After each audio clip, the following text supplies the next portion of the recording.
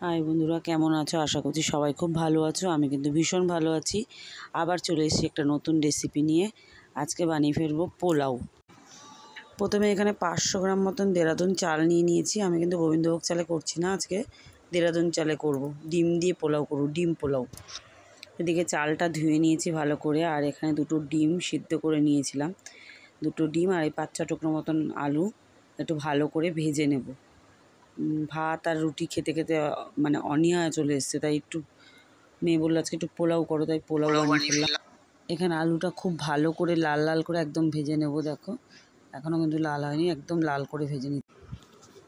ওদিকে আলুটা ভাজা হোক, ততক্ষণে আমি আদা, পেঁয়াজ, কাঁচা লঙ্কা, রসুন, সামান্য জিরের গুঁড়ো এগুলো কিন্তু মিক্সিতে ভালো করে গ্রাইন্ড করে নেব।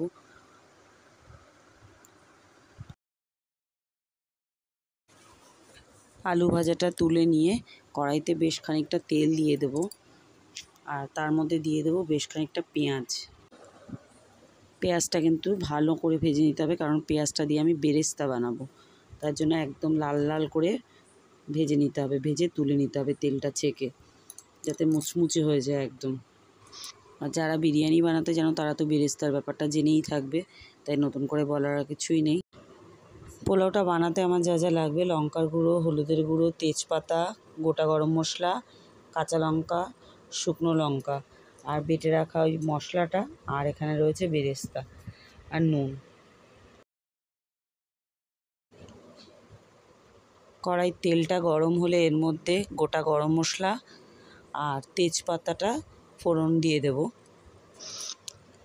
এরপর দিয়ে দেব বেটে রাখা ওই মশলাটা। তারপর দিয়ে দেব হলুদ, লঙ্কার গুঁড়ো, নুন আর শুকনো লঙ্কা, গোটা শুকনো লঙ্কাটা কিন্তু আমি ফোড়নে দেবো না। আর গোটা কিছু কাঁচা লঙ্কা। শুকনো লঙ্কাটা যদি ফোড়নে দিই তাহলে বাসমতি চালের গন্ধটাই নষ্ট হয়ে যাবে, ওই জন্য শুকনো লঙ্কাটা কিন্তু আমি ফোড়নে দিইনি। এবার ভালো করে কষিয়ে নিতে হবে সামান্য জল দিয়ে, আর ওপর থেকে দিয়ে দেবো ওই বেরেস্তাটা। এবার সব দিয়ে অনেকক্ষণ ধরে কষাতে হবে। যতক্ষণ না তেল ছাড়ছে মশলা দিয়ে ততক্ষণ কিন্তু কষিয়ে যাব। কষানো দেখো হয়ে গেছে। এবার দিয়ে দেবো ভেজে রাখা আলুগুলো, আর আলুটা দিয়ে এবার একটু এদিক ওদিক নাড়াচাড়া করে নেব, যাতে মশলার সাথে আলুটা ভালো করে মিশে যায়।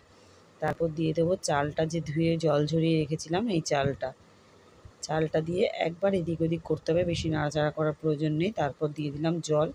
জলের পরিমাণটা কিন্তু যা চাল দেবো তার ডবল। যদি 1 বাটি চাল দিই তাহলে 2 বাটি জল দেবো, আরও মোট 3 বাটি।